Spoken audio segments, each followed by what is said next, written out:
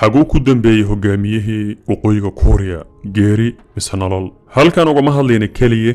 geeridiisa in uu nool yahay iyo in uu geeriyooday waxaan ka hadli doonaa natiijada ka dhalanayso haddii uu geeriyoodo hogaamiyaha waqooyiga Korea waana arrinka keenay in uu caalamku aad u danaynayo in warbaahinta kala duwan siyaasiyiinta kala duwan ay isha ku hayaan xaaladda caafimaad ee Kim Jong Un tusaale haddii mas'uul koonfur Korean la weydiiyo koonfurta Korea waxa aad ka baqayso waxa hubaal ah in uu kugu jawaabayo in uu burburo taliska ka jiro waqooyiga Korea ma ahan inuu dagaal dhaco ama xitaa in uu nuclear ku garaaco waa in uu burburo nidaamka taliska ka jiro waqooyiga Korea ayadoo la fiirinayo dabcan natiijooyinka ka dhalanayo in uu burburo nidaamka waqooyiga Korea sababta looga baqaayo in uu burburo nidaamkaas ayaa ah in ayna jirin cid bedelayso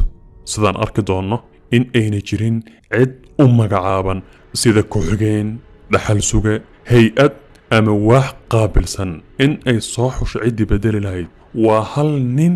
oo dalkaas xukumo wax ka dambeeyana ayna jirin 15 bishan abriil aan ku jirno waxay ahayd maalin su'aalo badan la isweydiiyey waana maalinta ay soo shaac baxday xaaladda caafimaad ee Kim Jong Un wuxuu ka baaqday markii ugu horeysay inta uu talada hayo xuska awowgii Kim Il Sung oo ah dabcan aasaasaha nidaamka waqooyiga Korea waa dhacdo aad looga qadariyo waqooyiga Korea in uu ka maqnaado waxay ahayd calaamatu su'aal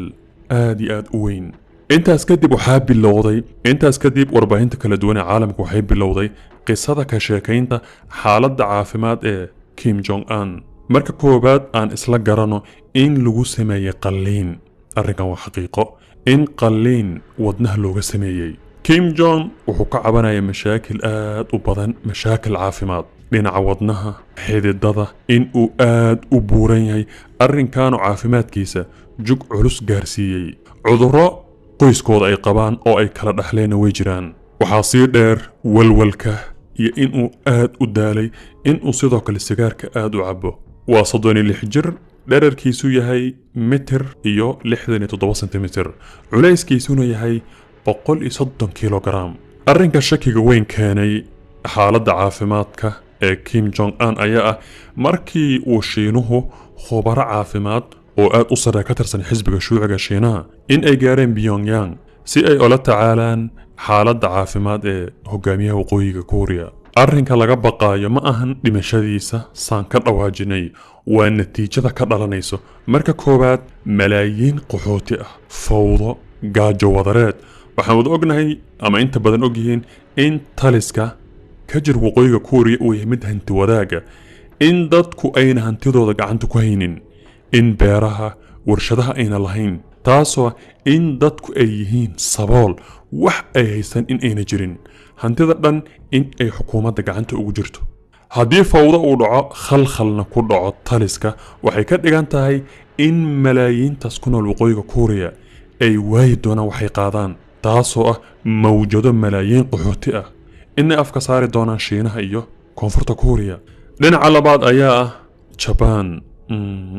Jabaanku waxa uu ugu necab yahay waa in ay labada Korea midoobaan noocay ahaataba ififaala yar ayaa soo bixi haddii taliska waqooyiga Korea uu dhaco in labada Korea ay midoobaan waan arrin uuna aqbalaynin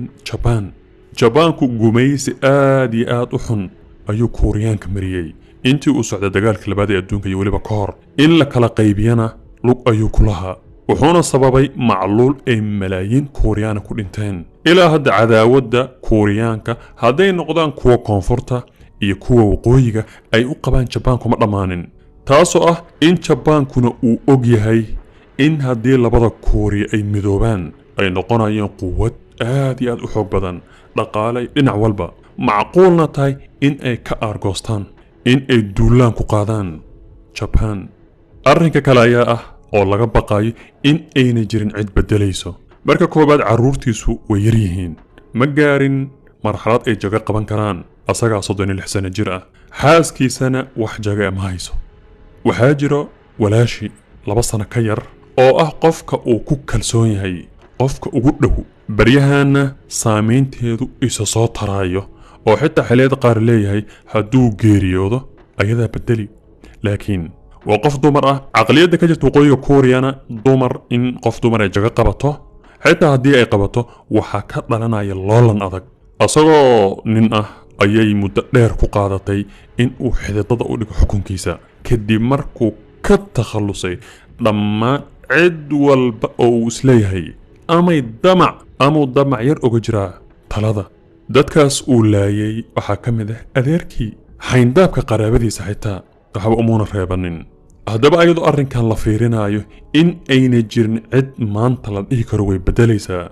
ayaa ah hadduu dhinto in loolan lagu ruugmo oo ka dhacayo waqooyiga kuuriya khubaradu waxay leeyihiin aanbadhahanaba inuu arrin wanaagsan dhacayo hadduu dhinto waxaa macquul inay koox saraakiila generaalada ugu sarreeya ciidanka ay ku heshiiyaan in ay si wadajir ah jagada u qabtaan golo military